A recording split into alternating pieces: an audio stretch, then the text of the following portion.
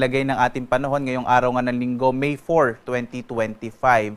At sa ating latest satellite images, patuloy nating minomonitor yung low pressure area na huli nating namataan na sa 55 kilometers south-southeast ng Cuyo sa bahagi naman ng Palawan. Sa ngayon po, maliit pa rin yung chance na ito ay maging bagyo. Mas nakikita nga natin yung posibilidad na ito ay malusaw kapag ito ay nasa may West Philippine Sea. Bagamat pwede pa rin magbago yun, patuloy natin i-monitor itong low pressure area na nasa may bahagi ng Palawan. Kikilos patungo dito sa may northern part ng Palawan. At dahil dito, asahan pa rin ng mga kababayan natin, lalong-lalo na sa may bahagi ng Palawan, Visayas, bahagi ng Mimaropa, gayon din sa Bicol Region, ilang bahagi ng Calabarzon, partikular na itong mga lalawigan ng Batangas at Quezon na makararanas pa rin ng maulap na kalangitan na may mga pag-ulan dulot ng low pressure area. Samantala, ang nalalabing bahagi ng ating bansa, ang Luzon, gayon din dito sa Mindanao, ay makararanas naman ng mas mainit na panahon pero posible pa rin yung mga isolated o pulupulong mga pag-ulan, pagkilat, pagkulog.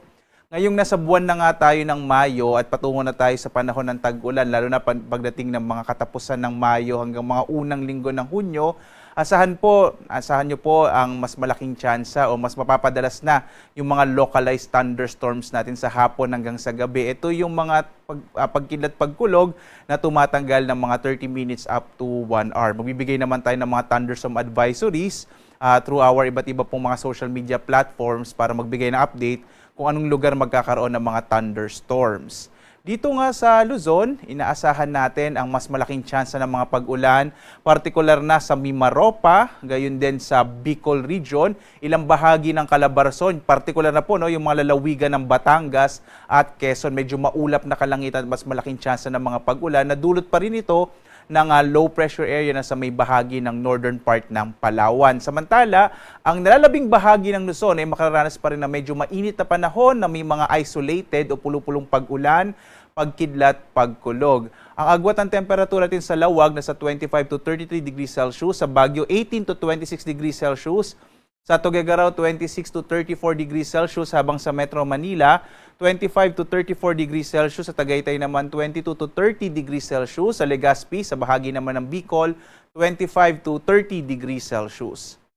Dumako tayo sa Palawan, Visayas at Mindanao. At dito nga sa Palawan, inaasahan natin ang mas malaking tsansa ng mga pag-ulan, lalo't patungo dito yung low pressure area na ating minomonitor. Agwat ang temperatura sa Calayan Islands 26 to 31 degrees Celsius, sa Puerto Princesa 25 to 31 degrees Celsius.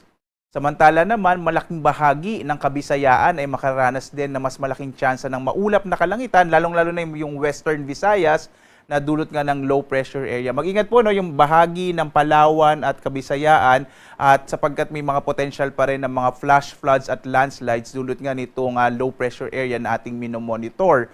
Yung agwat ang temperatura natin sa Iloilo nasa 25 to 31 degrees Celsius. Sa Metro Cebu naman 25 to 31 degrees Celsius, habang sa Tacloban 25 to 31 degrees Celsius. Samantala, ang malaking bahagi ng Mindanao, inaasahan natin mas mababawasan na yung mga pag-ulan na nararanasan sa may bahagi ng Mindanao, lalo't papalayo na doon ang low pressure area. Ang agwat ng temperatura natin sa Zamboanga ay 25 to 32 degrees Celsius, sa Cagayan de Oro naman 24 to 31 degrees Celsius, habang sa Davao 25 to 31 degrees Celsius. Gayun pa man, bagamat mas mababawasan na nga yung mga pag-ulan sa Mindanao, posible pa rin yung mga isolated o mga pulupulong pag-ulan, pagkilat, pagkulog dulot ng mga localized thunderstorms. Easterlies din na nakakaapekto, partikular na sa may bahagi ng Mindanao. Samantala, dito sa ating damang init or heat index, makikita natin majority po ng mga danger areas or makakaranas ng mahigit 41 degrees Celsius na heat index ay dito sa may bahagi ng Luzon. Pinakamataas nga ngayong araw na sa 44 degrees Celsius yung heat index sa Apari at Tuguegarao sa Cagayan, sa Itiaga, Isabela at sa Sangli Point sa Cavite. So mag-ingat pa rin po yung mga kababayan natin sa mga potential ng heat stress na dulot ng mainit na panahon. Iwasan pa rin lumabas bandang tanghali at uminom ng maraming tubig. At para sa mas komprehensibo at mas marami pang impormasyon tungkol sa heat index, maaari tayong bumisita pa rin sa ating website pag-asa.doc.gov.ph at pumunta lamang po kayo dito sa may area sa may heat index part ng ating website. Sa Metro Manila, nasa 42 to 43 degrees Celsius naman yung pinakamataas na heat index na mararanasan sa araw na ito. Sa lagay ng ating karagatan, wala tayong nakataas sa gale warning kaya ligtas sa pumalaot yung mga sakyang pandagat malilitang mga bangka sa mga baybayin ng ating bansa. Bagamat mag-ingat pa rin po tayo sa mga potensyal na mga biglang paglakas ng alon lalo na kapag mayroong mga thunderstorms. Ang araw naman natin ay sisikat, ganap na 5:32 na umaga at lulubog, ganap na 6:14 ng gabi.